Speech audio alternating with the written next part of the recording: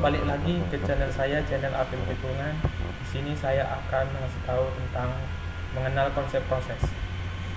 Terdiri dari 7 bagian. Yang pertama proses, yang kedua multitasking dan konsekuensi, yang ketiga siklus hidup, yang keempat struktur kendali sistem operasi, yang kelima image, yang keenam proteksi dan modus eksekusi, dan yang ketujuh konsep thread. Kita masuk yang ke pertama, yaitu proses. Pengertian konsep proses. Dalam konteks sistem operasi, proses adalah sebuah program yang sedang dieksekusi oleh komputer. Proses ini dapat mencakup instruksi yang dieksekusi secara berurutan. Proses memiliki sumber daya seperti CPU time, memori berkas, dan peranti I/O.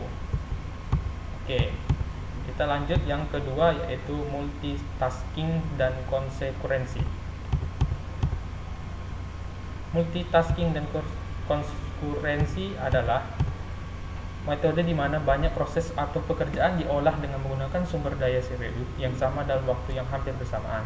Ini memungkinkan komputer menjalankan beberapa proses secara bersamaan dengan berpindah-pindah antara mereka. Konkurensi adalah konsep yang terkait dengan multitasking.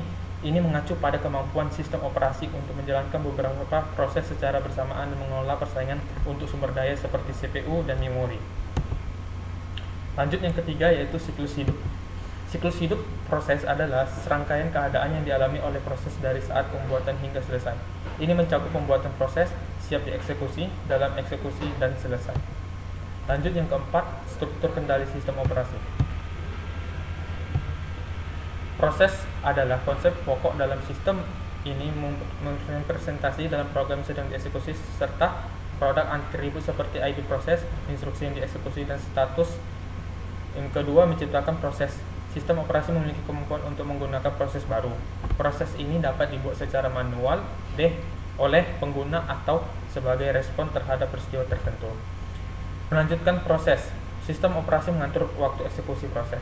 Proses yang telah dibuat dapat diberi kesempatan untuk melanjutkan eksekusi setelah diputuskan oleh server sistem operasi.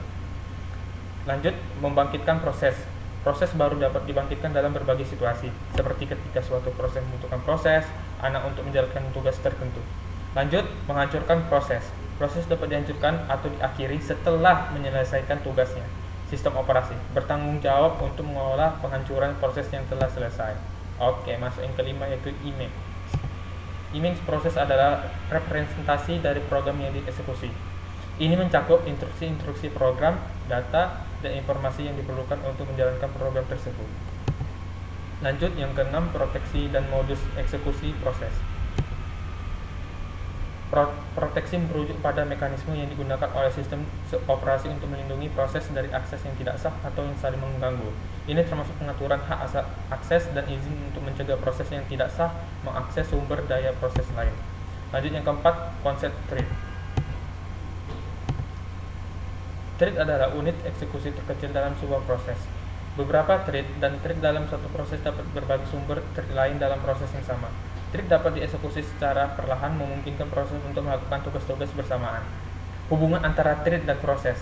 Thread dalam satu proses terbagi dalam beberapa dan sumber daya yang sama, termasuk variabel dan kode program. Ini memungkinkan thread dalam proses yang sama untuk saling berkomunikasi dan berkoordinasi. Keuntungan thread menggunakan thread dalam suatu proses dalam meningkatkan efisiensi, khususnya pada sistem multiprosesor, karena beberapa thread dapat dieksekusi secara paralel. Ini juga memungkinkan respontasnya lebih baik dalam program melakukan tugas-tugas bersamaan, seperti aplikasi berbasis GUI. Kerentanannya atau kekurangannya penggunaan thread juga memperkenalkan kerentanan seperti race condition atau persaingan kondisi, dan deadlock atau kebutuhan yang harus dikelola dengan hati-hati dalam pengembangan perangkat.